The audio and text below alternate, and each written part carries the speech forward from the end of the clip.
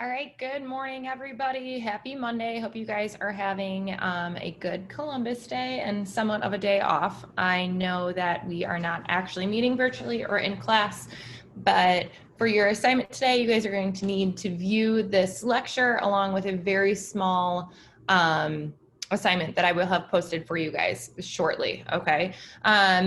This lecture is going to be pretty short, and then on Wednesday we will obviously go over the lab and be more familiarized with what we were going over today.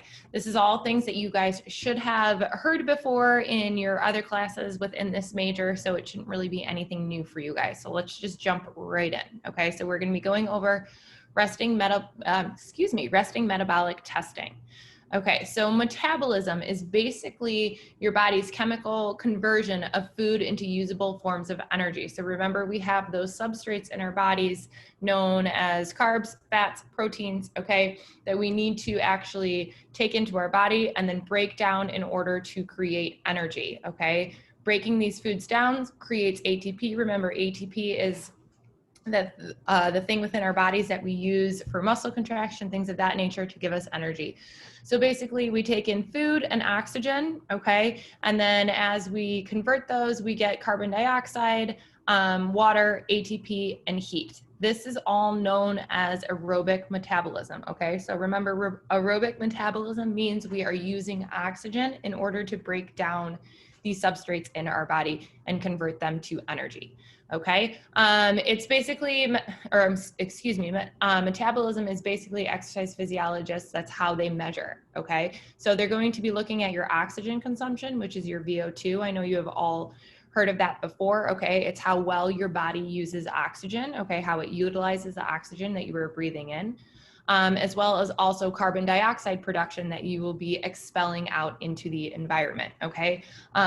Exercise physiologists do this with indirect calorimetry, okay? We are obviously not going to be doing that in class, but in a lab setting, in a clinical lab setting, that they would be able to do that, okay? So we're gonna watch a short video really quick, and this will kind of describe what this indirect calorimetry really is. The DexaFit Resting Metabolic Rate Test is a 10-minute clinical grade analysis of your overall metabolic health. Learn how to use this data to design customized weight loss or muscle building plans. Discover your daily caloric intake and see how effectively you burn fat versus sugar. To prepare for your visit, please plan on fasting for a minimum of 5 hours and avoid exercise the day of your appointment. It's also important to skip caffeine and keep activity levels to a minimum, as all of these may affect the accuracy of your results. During the test, you will be in a quiet area and reclined position to ensure an optimal resting state. Once your body is completely relaxed, we'll connect a small breathing device and nose clip, which accurately measures your oxygen consumption and values of air inhaled and exhaled, important metrics for learning the health of your metabolism.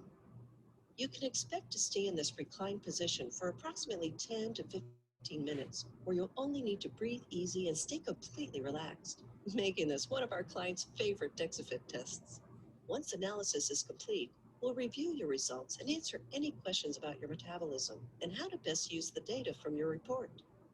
Know with confidence the health of your metabolism, potential risks to look out for, and what you could do to better optimize your diet and training with data customized to you. Measure, track, and discover more with DexaFit today. All right, so as you guys could see for this test, what it's actually testing is the respiratory gas exchange, okay? If you could see that she was hooked up to a machine that was measuring the breath in and out, okay? So obviously in our atmosphere, we have about 20% oxygen, about 0.03% carbon dioxide, and about 79% nitrogen, okay? As you breathe in air and out and breathe it out, those gases are going to change. So this is what that indirect calorimetry is actually measuring. It's measuring air in and as opposed to the air that is coming out. Okay, it will measure the difference in the body's consumption of oxygen, okay, and the production of carbon dioxide. Okay, remember this test is at rest, so it's going to be calculating the amount of oxygen that you are taking in and utilizing, how much oxygen you're utilizing, and then after that, how much carbon dioxide you are expelling back out into the environment. Obviously down here, as you guys can see, nitrogen basically remains unchanged in these scenarios. Okay, a small amount of oxygen out and a large amount of carbon dioxide out basically denotes a high level of fitness. Okay, so a high VO2. So if you are taking, or if you are expelling a small amount of oxygen out along with that carbon dioxide, that means that oxygen that you guys are taking in, you are utilizing by the body. Okay, so your body is working efficiently to use all of that oxygen that you are taking in. So if you are still expelling a decent amount of oxygen out, that means the oxygen that you are bringing in, you are not utilizing as much. So small amount of oxygen out, large amount of carbon dioxide out means that you have a high level of fitness and a high VO2. Okay, so if we were looking at aerobic metabolism and RER, RER stands for respiratory exchange rate. We'll get to that. But so both of these measure use carbs, proteins, and fat. And so you need a specific amount of oxygen and you produce a specific amount of carbon dioxide depending on what substrate you are using for energy within your body. So fat is going to yield a different amount of energy than carbohydrates are going to yield. So if you guys think all the way back into your other classes, obviously carbs are the body's preferred source of energy, okay? But you can burn those out much quicker, right? So fats, obviously, you can use a longer period of time for energy, but it takes a lot longer to get into that area, okay? So they provide more energy per se, but it's not always the easiest way to burn that. Okay, so obviously RER is your respiratory exchange ratio. Okay, so this provides info on which macronutrient, okay, carbs, proteins, or fat, is being metabolized at the moment. Okay, again, this is going to be based on the amount of oxygen consumed and the amount of carbon dioxide that you actually produce. Okay, so the number of kilocalories per liter of oxygen depends on your respiratory exchange ratio for each macro.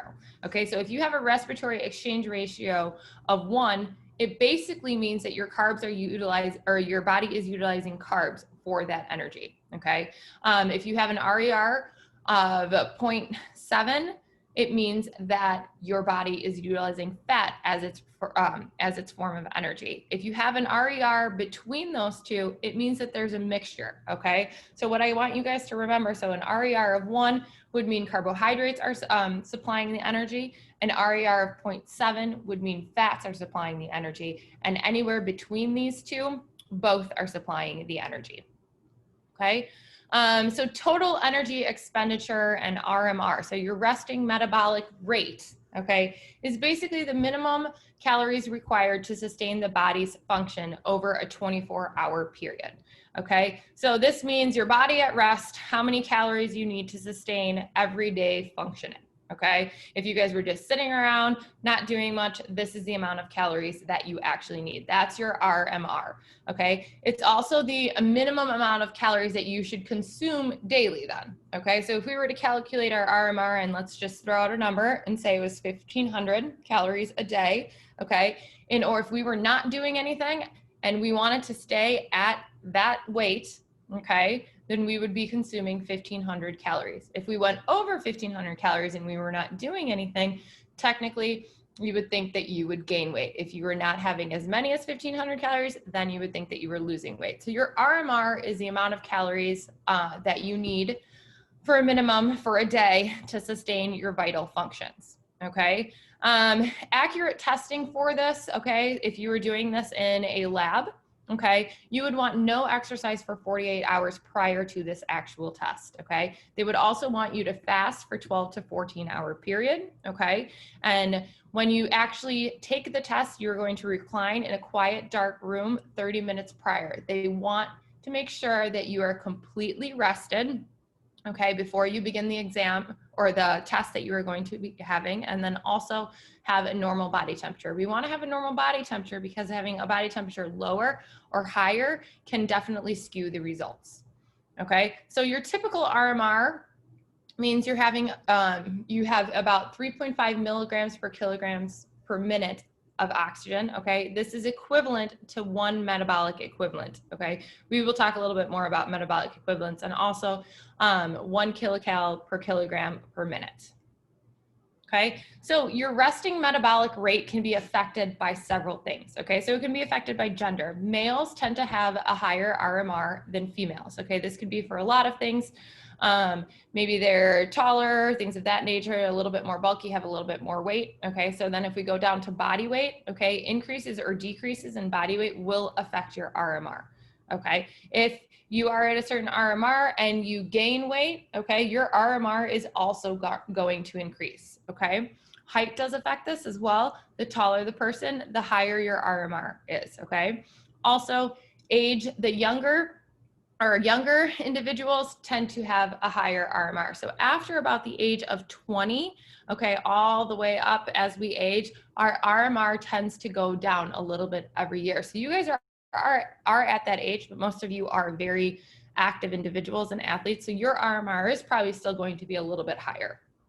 Okay, it can also be affected by body temperature, like I said. So if it's hotter, and you have, if it's hotter, or goodness gracious, if you have a body temperature that is higher, possibly a fever, your RMR is going to go up. Okay, your body is fighting something; it needs to have more calories in there to help fight this cause. Okay, also ambient temperature.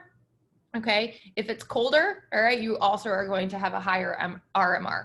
Okay, lean body mass will also increase your RMR. Okay, you have more muscle in your body, therefore you need more calories, you're more of an active individual, things of that nature. And then fasting and dieting will decrease your RMR. So if you start bringing in less food, your metabolism is going to slow down, okay, therefore decreasing your resting metabolic rate.